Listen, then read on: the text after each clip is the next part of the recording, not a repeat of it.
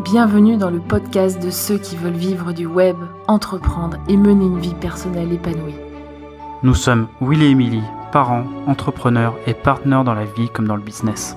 Nous partageons avec vous notre aventure entrepreneuriale, le e-commerce, Amazon, le marketing et notre passion pour le web. Le podcast est disponible sur toutes les plateformes, pensez à vous abonner.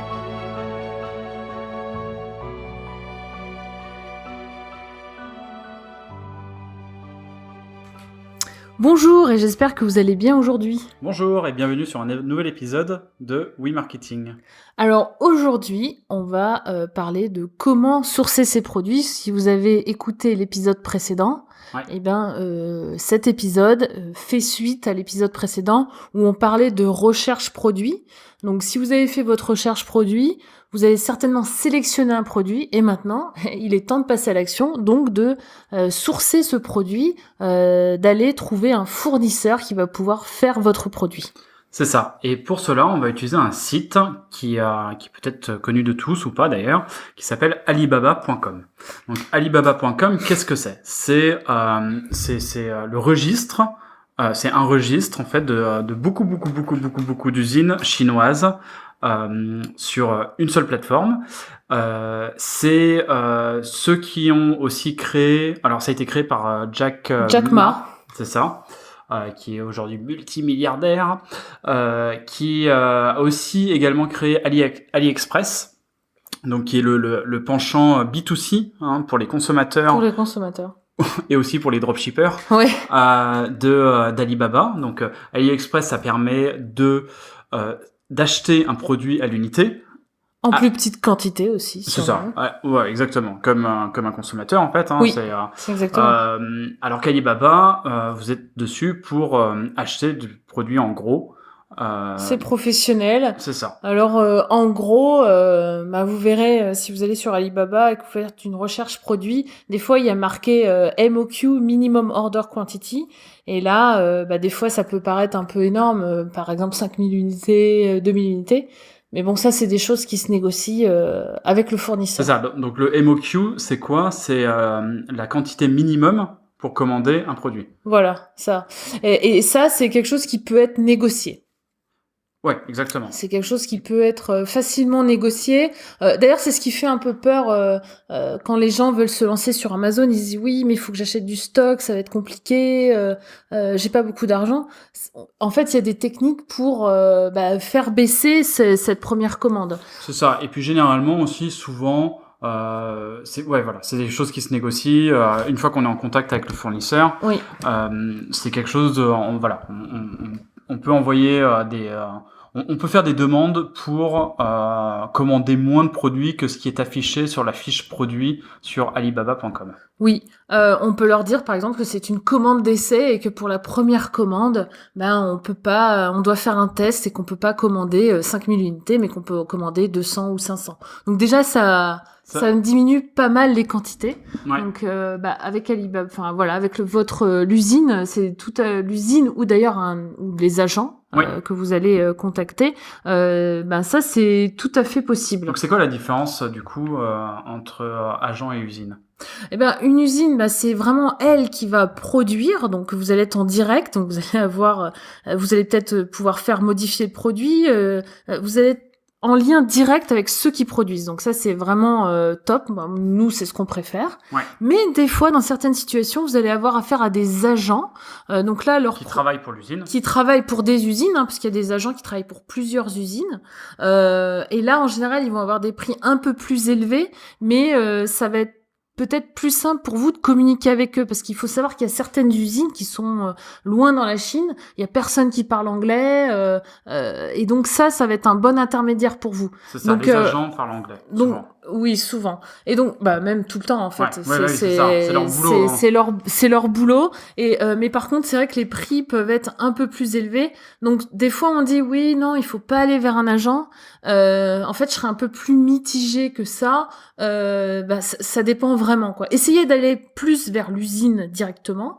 Mais parfois, vous allez pas avoir le choix. Vous allez devoir passer par un agent et c'est pas forcément mal. Je sais que nous, pendant des années, on est passé par un agent et c'était très très bien. La communication était facilitée. Tout est facilité, voilà, tout est fait pour vous. Ils s'occupent de vous, ils connaissent très bien.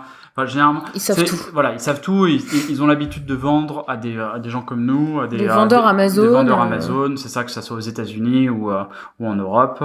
Et c'est vrai que c'est beaucoup plus simple comme ça. Donc une fois que vous allez avoir sélectionné votre produit, donc vous allez faire votre recherche dans Alibaba. On se concentre sur Alibaba parce que nous, on en connaît d'autres. C'est vrai qu'il y a DHgate aussi. Oui, il y a DHgate qui est l'équivalent de AliExpress. Ouais, c'est ça. C'est plus comme AliExpress en fait. Hein. Et après, si vous voulez sourcer en Europe, nous on connaît surtout Big Buy en Espagne. Ouais. Et puis après, des grossistes en Europe, là par contre, je saurais pas vous dire vraiment. Non. Ou des fabricants. Ouais. Ça, c'est une autre paire de manches.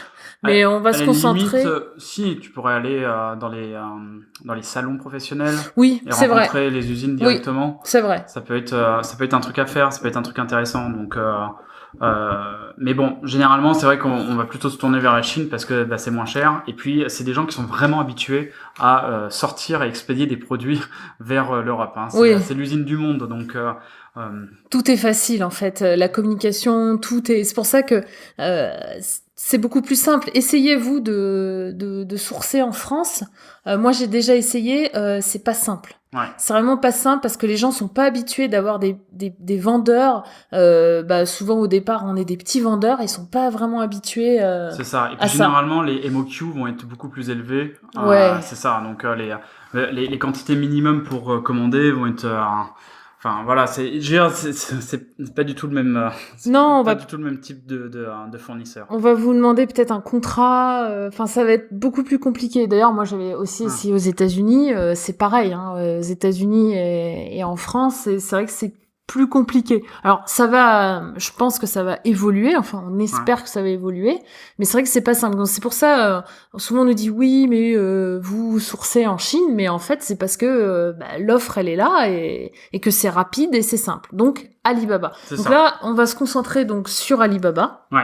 Donc vous allez sélectionner votre produit, vous le cherchez sur Alibaba dans le moteur de recherche et là vous avez une liste de tous les produits avec leurs fournisseurs et vous allez donc en sélectionner. Comment on fait ça? Moi, ce que je fais, donc, je tape bien sûr, comme tu disais, ma requête.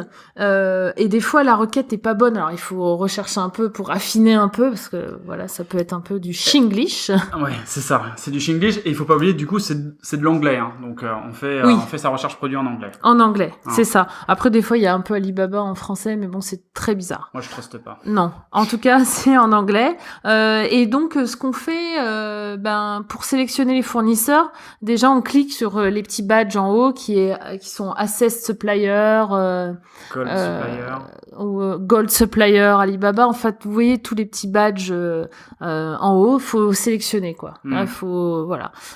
Et donc là après vous allez avoir toute une liste. Moi vous allez aussi avoir un badge Alibaba Trade Assurance. Donc ça faut sélectionner. Explique-nous c'est quoi ces différents badges. Alors les différents badges, donc Assess Supplier, ça veut dire que c'est Alibaba qui les a évalués. Donc soit ils sont venus sur place sur l'usine, soit ils les ont évalués en les vérifiant. Voilà. Gold Plus Supplier, ça c'est des fournisseurs qui ont payé un membership. Qui ont payé un membership.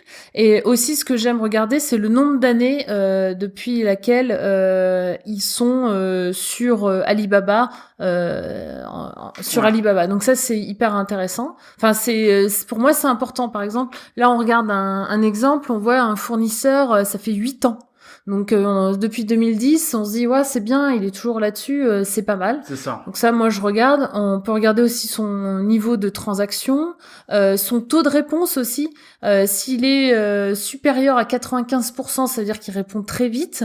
Ouais. Voilà. Donc ça c'est des choses que moi qu'on sélectionne. Ouais. Et ensuite Alibaba Trade Assurance, là ça va vous permettre d'avoir un contrat, mais aussi d'avoir un paiement sécurisé. En fait, toute votre commande va être sécurisée. Donc moi, j'essaie trouver des fournisseurs qui ont ces badges-là et je les sélectionne. Il me semble d'ailleurs que Gold Supplier, c'est des fournisseurs premium sur Alibaba et il me semble qu'ils payent très très très très cher. C'est genre entre 20 et 30 000 je saurais pas te dire. dollars l'année pour être Gold Supplier. Donc c'est des voilà, c'est une marque de confiance. C'est pour prouver quelque part que voilà, c'est des gens qui sont prêts à payer. Donc il y aura peu d'arnaques généralement. Parce que c'est peut-être ça aussi qui vous fait peur, hein. C'est de tomber, de faire une transaction à l'autre bout du monde pour auprès de gens que vous ne connaissez absolument pas, vous savez, vous pensez que vous pouvez pas vous retourner, ce genre de choses, ça peut faire flipper. En utilisant et en sélectionnant ces badges-là, c'est une garantie quand même que toutes les choses vont bien se passer. Exactement. Et qu'il y aura pas de soucis. Notamment en faisant cette transaction à travers Alibaba Trade Assurance, là vous êtes complètement couvert. Parce que vous allez mettre, c'est un contrat en fait, hein, vous verrez quand vous utiliserez, c'est un contrat où on met toutes les informations et en plus, ce que on préconise, alors ce qui est très important, c'est de payer 30% au départ, hein, donc quand vous allez sélectionner votre fournisseur, vous allez payer 30% et ensuite vous allez payer 70% quand votre commande sera prête. Donc ça c'est quelque chose aussi qui va vous rassurer. Ouais. Ça va vous rassurer et en plus vous allez pouvoir faire inspecter votre production si vous voulez être sûr. Donc ça coûte entre 100 et 250 $. Mais ça, vous verrez ça dans Trade Assurance.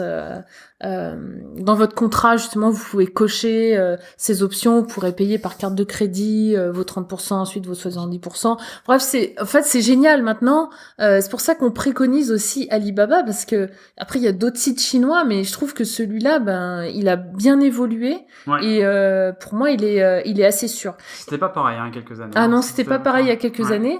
Et aussi quand la préconisation aussi, c'est de contacter 5 à 10 fournisseurs. C'est ça. Alors, comment trouver un bon fournisseur ? Parce que, par exemple, là, vous allez faire votre recherche, vous dites, ce fournisseur a l'air bien. Ne vous arrêtez pas sur le premier. Vous en sélectionnez plusieurs et vous envoyez à tout cela, à 5 à 10 fournisseurs. Je préconise quand même 10. Mieux, plus vous en faites, mieux c'est. Une liste de questions sur le produit. Voilà, faites une liste de questions, un mail où vous posez toutes vos questions, soyez précis, point par point. Moi, je fais ça en numéroté, point 1, point 2, point 3, point 4, et ils vont répondre à chacun. Et vous allez voir qu'en contactant ces 5 à 10 fournisseurs, il y en a qui vont répondre très vite, il y en a qui vont répondre lentement, il y en a, vous allez voir certains, ils parlent pas très bien anglais, donc la communication va être difficile, et du coup, comme vous allez sélectionner 5 à 10 fournisseurs, vous allez vous retrouver avec 1 ou 2 bons fournisseurs, et avec cela, vous allez pouvoir continuer la conversation et poser vos questions. Il faut écrémer quand même un petit peu. Là, vous allez écrémer la sélection de fournisseurs. Voilà. Et puis à ce niveau-là, une fois que vous avez vos 1 ou 2 fournisseurs qui ont l'air vraiment pas mal, là, je vous conseille de cliquer sur Alibaba sur leur profil et d'aller voir s'ils ont des certifications d'usine, voir toutes ces informations. Il y en a qui ont des vidéos qui ont été tournées par Alibaba. Vous allez vraiment pouvoir prendre connaissance des documents officiels. Est-ce qu'ils ont le marquage CE pour certains produits? Est-ce qu'ils ont des certifs? Est-ce qu'ils ont été certifiés par un bureau Veritas, par le TÜV Rheinland? Je sais pas. Vraiment, vous allez pouvoir voir le sérieux de cette entreprise, de cette usine, et vous allez aussi pouvoir voir quels autres types de produits ils font. Ouais, c'est ça. Parce que si vous avez trouvé un bon fournisseur pour votre produit, il y a de fortes chances que vous continuez à vendre votre marque. Oui, étendre votre gamme parmi ces produits. Par exemple, si c'est des produits de cuisine, vous êtes entièrement satisfait de ce fournisseur, pour votre prochain produit, ça serait bien de passer par le même fournisseur et de pas de recommencer le processus de sélection de fournisseurs, parce que ça prend du temps et c'est toujours mieux de construire une relation sur la durée. Ouais, c'est ça. C'est important. Aussi, pour faciliter la communication, moi ce que je conseille, c'est d'utiliser l'application mobile de smartphone WeChat. Ouais. Et là, vous allez pouvoir aussi poser vos questions plus rapidement qu'avec un email. Ouais. Donc le premier contact, il va se faire sur Alibaba. Et ensuite, vous allez continuer par email, très certainement, ou dans Alibaba. Et vous allez aussi essayer de le contacter par WeChat. Ouais, c'est ça. Demandez-leur son identifiant WeChat, rajoutez-le, et puis eux, ils seront très contents parce que c'est leur réseau social, enfin, c'est leur système de messagerie. Oui. Tout le monde l'utilise, et je pense que la communication sera plus facilitée, et puis peut-être plus pas intime, mais plus personnel, on va dire. Oui, plus personnel, parce que peut-être que lui va vous envoyer des photos, je sais pas, de son enfant, vous aussi, enfin, peu importe, mais ça crée déjà une relation supérieure et cette personne, elle va vouloir tout faire pour vous bien vous servir, parce que ça c'est important. En Chine, c'est important pour eux. Ensuite, donc, du coup, ce qu'on va faire, c'est une fois qu'on a sélectionné ces un ou deux fournisseurs sur la dizaine qu'on a présélectionnés, on va leur demander d'envoyer des échantillons. Oui. Et donc ces échantillons, en fait, ils vont vous demander de payer surtout. En fait, les échantillons vont être gratuits, mais ils vont vous demander de payer l'envoi. En express, généralement, c'est ça. Alors, c'est ça. Donc, ne soyez pas étonnés qu'un échantillon coûte entre 40 et 50 euros. $50, oui, l'envoi. C'est ça, l'envoi. C'est tout à fait normal. C'est quelque chose que vous pourrez déduire par la suite sur votre première commande. Si vous le propose, vous pourrez la déduire sur votre première commande. Ça sera quelque chose qui pourra vous être remboursé. Mais si c'est pas le cas, c'est pas grave, c'est comme ça, c'est normal. C'est normal, il y a pas à s'inquiéter. Bon voilà, ça coûte 50 euros, $50, donc une quarantaine d'euros, et vous allez pouvoir recevoir du coup quelques échantillons. Donc nous, ce qu'on vous recommande, c'est d'en commander, 2 à 3 échantillons. Plusieurs unités. De différentes usines pour évaluer déjà la qualité, pour évaluer le type, pour voir voilà. Alors il faut garder en tête quand même que c'est des usines, ils produisent en masse les produits, ils vont forcément vous envoyer les meilleurs leurs meilleurs produits. Mais nous on avait commandé par exemple un échantillon récemment et le gars n'avait pas inclus une des parties du produit. Ce qui moi me fait dire que j'ai pas vraiment envie de continuer à bosser avec lui parce que le gars, rien que sur le premier échange qu'on a eu, juste cet échantillon, il s'est déjà planté, et je me dis peut-être que par la suite il va se planter, quand on passera à la commande en gros quoi. Exactement. Donc, il est pas très attentionné, mais quand même 2 jours après on a reçu oui. Alors voilà, rapidement, il s'est rendu compte de son erreur et il a réenvoyé. Mais bon, c'est vrai que c'était quand même un point un peu. Ouais, c'est ça. On savait pas trop. Bon. Mais voilà, en fait, ça permet aussi d'évaluer votre fournisseur, savoir s'il est bon, s'il envoie rapidement, s'il se met en 4 pour vous. Ça, c'est aussi un bon moyen. Et alors. Aussi, quand vous recevrez vos échantillons, alors souvent, on reçoit un échantillon, on se dit « Ah, il a l'air bien et tout ». Visuellement, il a l'air bien, mais il faut l'utiliser. Vous devez l'utiliser. Si c'est un produit de cuisine, utilisez-le, mais sur plusieurs jours, pas que sur un jour. Utilisez-le et vous verrez la qualité. À la limite, prêtez-le même à famille, amis, etc. Demandez-leur de voir ce qu'ils en pensent, de l'utiliser aussi. Enfin, je veux dire, voilà, il faut faut torturer son produit dans tous les sens pour être sûr que il marche bien, qu'il ne se casse pas, qu'il n'y a pas du plastique qui s'effrite, que les coutures tiennent bien, que, enfin, je veux dire, il y a plein de choses à regarder. Regardez la couleur. Alors, généralement, ils vont vous envoyer un échantillon d'un produit d'un autre client, d'un concurrent, d'un futur concurrent à vous, avec leur logo. Avec leur logo dessus. Donc regardez aussi la qualité de la sérigraphie, enfin le truc qui est le logo qui est dessus, que c'est pas quelque chose qui s'effrite, mettez-le sous l'eau. Enfin je veux dire, testez-le, torturez-le. Soyez minutieux. Et puis moi, ce que je préconise aussi, c'est de commander le produit de votre concurrent. Comme ça, vous allez pouvoir voir le produit de votre concurrent qui est déjà vendu sur Amazon et le produit que vous allez recevoir. Et vous allez pouvoir comparer les qualités. Ça, c'est pour moi, c'est important aussi de faire ça. Alors, je sais, ça coûte de l'argent. Mais ça vous assure quand même le succès après, c'est quand même important. C'est une phase importante. Et puis sur Amazon, si vous commandez le produit de votre concurrent sur Amazon, vous pourrez toujours le retourner après aussi et vous faire rembourser. Exactement. Si vous l'avez pas abîmé, vous pourrez vous faire rembourser. Donc finalement le coût, on peut fortement le diminuer. C'est ça. Donc ça, c'est important. Ça, c'est important. Demandez-leur aussi de vous envoyer éventuellement le packaging aussi de leurs clients, enfin de leurs autres clients, pour regarder aussi un peu la qualité de l'impression, de regarder toutes ces choses-là, c'est des choses importantes à regarder et évaluer et pour permettre de sélectionner notre fournisseur. Ce que vous pouvez faire aussi, c'est aller en magasin physique carrément et regarder un autre produit aussi qui peut être vendu en magasin. Vous évaluez, vous comparez un peu à ça. Voir aussi le packaging. C'est des choses que vous pouvez faire, qui sont intéressantes. Vous verrez, comme ça on peut mieux s'évaluer. Je trouve qu'on est... Enfin, moi, j'aime bien faire ça, en fait. Savoir un petit peu les mots qui sont utilisés, comment le packaging est fait, quel type de carton. Je trouve ça... Je trouve que c'est bien de faire ça. C'est clair. Alors, une fois que vous avez évalué vos échantillons, alors, soit vous êtes content, et là, vous pouvez passer votre commande avec... Alors, il y a différents moyens de paiement. Souvent... alors, vous pouvez utiliser Alibaba Trade Assurance. Oui, alors, donc ce que je voulais dire exactement, en fait, donc si vous êtes content, donc vous allez commander, et pour les moyens de paiement, on vous recommande fortement d'utiliser Alibaba Trade Assurance pour vos premiers 30%.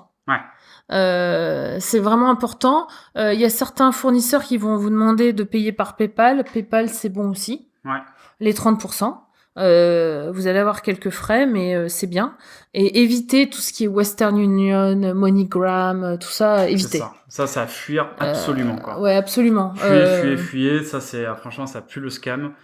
Ouais, sans l'arnaque. Ça, faut partir. Il faut vraiment pas, faut pas jouer avec ça. Avec ces moyens de paiement là. Et des fois, il y a aussi, les fournisseurs demandent en wire transfer directement. Oui. Donc, ça aussi, je pense qu'il y a aucun souci là-dessus, généralement. Vous pouvez le faire, mais si vous vraiment voulez être rassuré la première fois, utilisez Alibaba Trade Assurance et suivez bien toutes les indications. Mettez bien vos détails de commande, la quantité, la couleur, enfin, bref, tous les détails que vous pouvez mettre. Donc ça, c'est si vous êtes satisfait. Par contre, si vous n'êtes pas satisfait des échantillons que vous avez reçus, là, demandez à faire des modifications. Dites-leur ce qui va pas et ce que vous préféreriez et recommandez de nouveaux échantillons. Je pense qu'ils vont pas vous faire payer pour le deuxième envoi. C'est à négocier. Mais voilà. Mais soyez quand même exigeants parce que après, une fois qu'il va être sur Amazon, si le produit est défectueux, ça va pas très bien se passer pour vous, ça va pas être long terme. Donc, faut pas négliger non plus cette partie. C'est ça. Et un truc que nous on a fait déjà, c'est de leur envoyer aussi le produit qu'on avait commandé sur Amazon.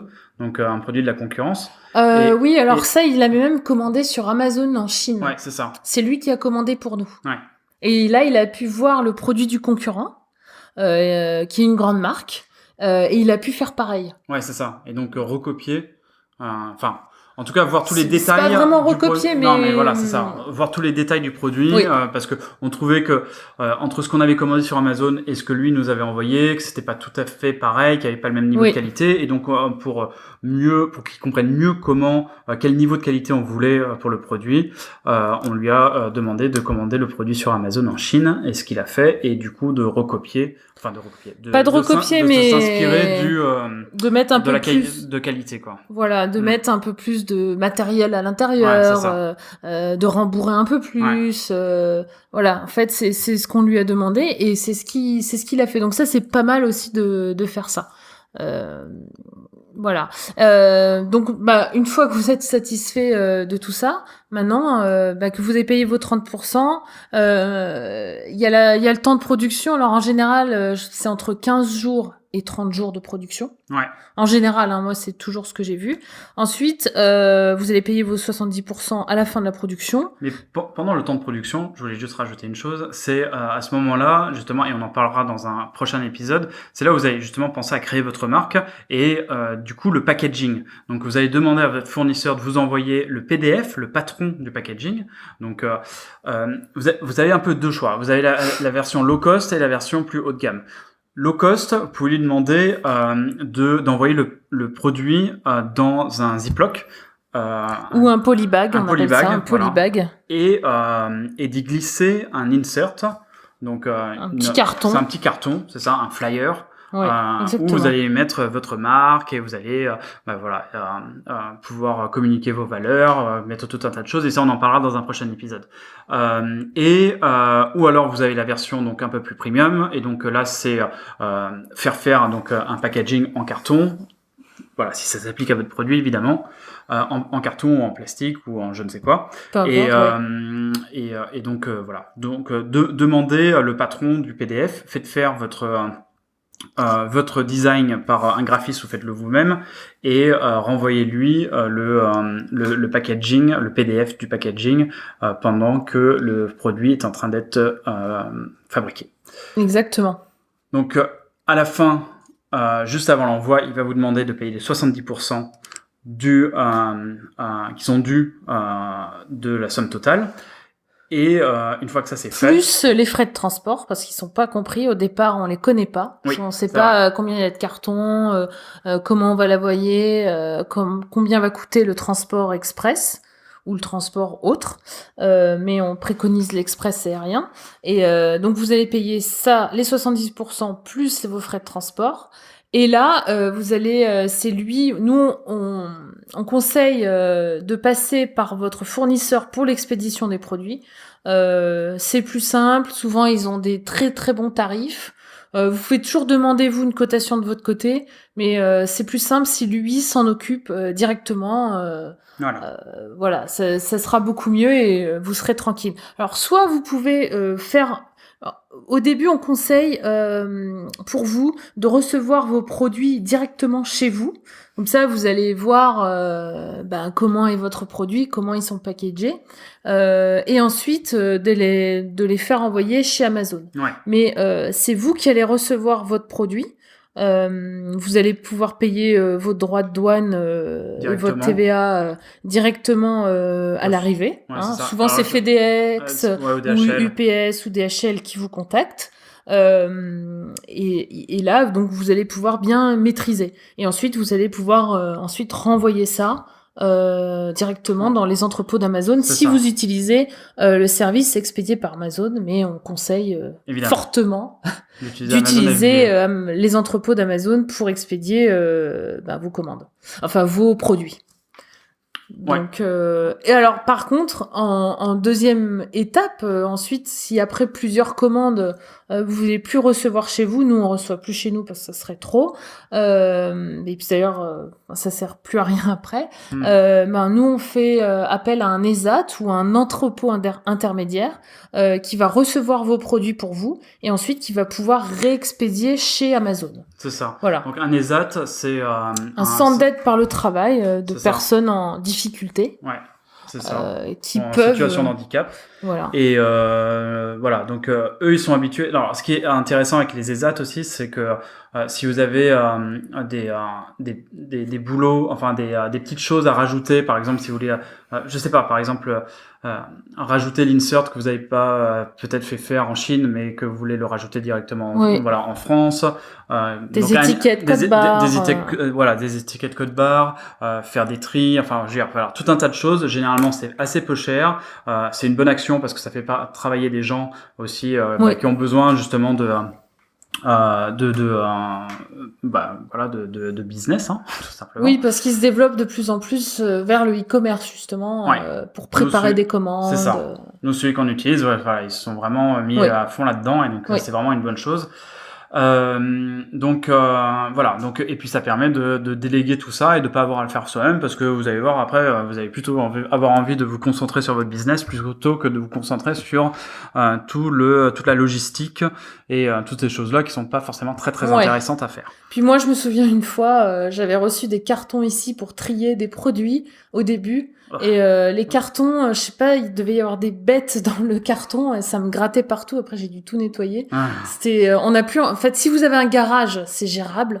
Mais nous, dans un appartement, c'est avec des enfants, c'est impossible, quoi. Franchement, on fait ça au début, puis après, on comprend vite que c'est pas terrible. On sent qu'il y a non, ça le fait pas du tout. C'est ça. Et puis de toute façon, le coût de cet entrepôt tiers externe ou de cet ESAT, vous l'inclurez dans votre prix de toute façon. Oui, voilà. c'est ça. Donc, je veux dire, Mais vaut mieux faire ça. Il vaut mieux faire ça. Vous, votre job, c'est de vendre. Ouais. Hein. C'est de sourcer votre produit, marketer et d'aller le vendre. C'est pas ça. De vous occuper de ça. Justement, c'est ça la beauté du e-commerce. Ouais, c'est ça. Et la beauté, c'est ça, d'Amazon. Et la beauté d'Amazon. Exactement. C'est vraiment de faire le chef d'orchestre sur toutes ces choses-là, gérer la logistique et pas le faire soi-même. Exactement. Alors, il y a aussi un dernier point. Un petit bonus pour sourcer ces produits. William, tu vas nous parler de la foire de Canton en Chine. C'est ça. Alors, j'ai été l'année dernière. Donc, la foire de Canton, qu'est-ce que c'est ? C'est la foire du commerce mondial. C'est un truc absolument gigantesque. Ça se passe 2 fois par an, en avril et en octobre, ou en novembre, je sais plus. Octobre-novembre, c'est à cheval. C'est ça.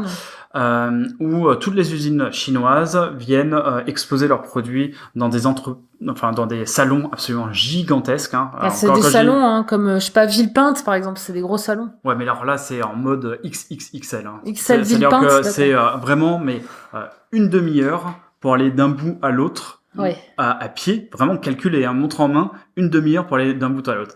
Et donc ça dure 3 semaines, c'est divisé sur plusieurs phases. Donc il y a une phase électronique au début, puis après il y a une phase tout ce qui est produits de maison, jardin. Animaux, etc. Après, il y a sport. Et après la 3e phase c'est sport. Il y a sport et autre chose, je crois. Enfin, je sais plus. C'était des cadeaux. Vêtements aussi. Vêtements, c'est ça. Voilà. Vraiment, il y a tout. En fait, c'est Alibaba. IRL, in real life. Et apparemment, tous ceux qui font la foire de Canton, parce que vu que ça coûte cher, là, c'est les usines les plus sérieuses et les vraies usines. C'est ça. Et puis, c'est l'occasion de pouvoir voir directement votre fournisseur si vous avez déjà commandé à travers lui. Très important. C'est ça. D'en découvrir des nouveaux, de pouvoir toucher les produits, de pouvoir les tester, de pouvoir faire tout un tas de choses que vous pouvez pas faire, en commandant sur Alibaba ou en tout cas, voilà. Donc, vous avez, si vous allez là-bas, vous avez une semaine hyper intense où vous allez pouvoir vous balader, rencontrer des fournisseurs, sympathiser avec eux. Je veux dire, la relation sera bien meilleure, vous pourrez plus facilement négocier vos prix quand vous êtes en contact avec eux. Prendre un petit selfie, discuter, prendre un café, c'est toutes ces choses-là, c'est des trucs super sympas à faire quand vous êtes à la foire de Canton. Et je pense, je ferai tout un épisode là-dessus. Mm-hmm. On fera tout un épisode là-dessus où je vous raconterai toute mon histoire quand j'ai été là-bas l'année dernière. Et c'est vraiment un super moyen de sourcer les produits. Oui. Ça coûte plus cher, c'est vrai, mais ça permet d'aller beaucoup plus vite. Ça coûte plus cher parce que il faut aller là-bas, se loger, etc. Le visa, le billet d'avion, l'hôtel, les transferts, ça coûte de l'argent. Quand on veut commander des grosses quantités très rapidement et tester plein de produits très rapidement, si vous avez vraiment de l'argent à investir, ça vaut vraiment le coup d'aller faire un tour là-bas. Puis c'est sympa. Exactement. On va terminer cet épisode. On fait un nouvel petit appel à l'action sur notre formation Amazon FBA, se lancer dans le e-commerce. Vous allez simplement sur wemarketing.fr/formation. Ça va vous rediriger vers la page. C'est 5 heures de formation. 48 vidéos, je crois, divisé en plusieurs vidéos, en tout cas avec des ressources. Avec toutes les ressources, les bonus, etc. C'est 97 € avant fin août. Oui. Après, le prix augmentera. On propose également un paiement en 4 fois, en 3 fois sans frais. Donc n'hésitez pas à aller faire un tour. On n'a pas fait ça sur ClickFunnels et on a fait ça donc du coup sur Podia. C'est une page de vente très très simple. On n'essaie pas d'être hyper pushy. On essaie simplement de proposer une formation pas chère pour vous aider à vendre sur Amazon, pour vous aider à débuter. Donc c'est 4 modules, la recherche produit, sourcer comme un pro, créer sa marque. Et se lancer. Et vous êtes comme si vous étiez assis à côté de nous. On vous explique tous les concepts. On vous montre en live aussi exactement comment on fait. Tout ce qu'il faut faire avec partage d'écran, etc. Donc c'est comme si vous étiez assis à côté de nous. Donc voilà. On a mis toute notre expérience. Donc saisissez votre chance avant fin août. C'est ça. On vous souhaite une belle journée et on vous dit à très bientôt. À bientôt. Merci.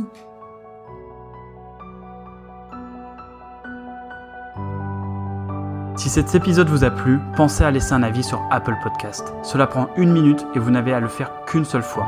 Cela nous aide beaucoup à nous faire connaître. Si ce n'est pas déjà fait, pensez à vous abonner. Le podcast est disponible sur toutes les plateformes.